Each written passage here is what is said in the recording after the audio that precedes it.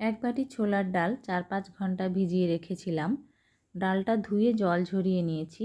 এবার ডালটা বেটে নেব। মিক্সিং জারের মধ্যে দিয়ে দেব ডালটা। ডালটা বাটার জন্য সামান্য জল দিয়ে দিলাম।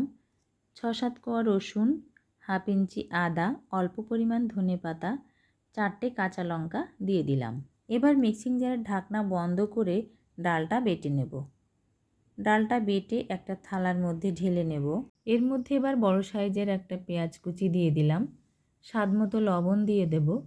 আধা চামচ চিনি, সামান্য পরিমাণ গোলমরিচের গুঁড়ো, আধা চামচ হলুদ দিয়ে দিলাম। এবার হাত দিয়ে ভালো করে সমস্ত উপকরণ মাখিয়ে নেব।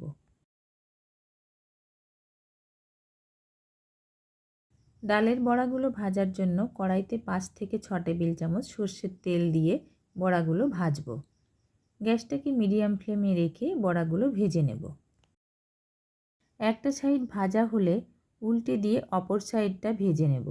মিডিয়াম ফ্লেমে রেখে 5 থেকে 6 মিনিট ভেজে নেওয়ার পর বড়াগুলো তুলে নেব। মোটামুটি অল্প তেলেই ডালের বড়াগুলো ভাজলাম।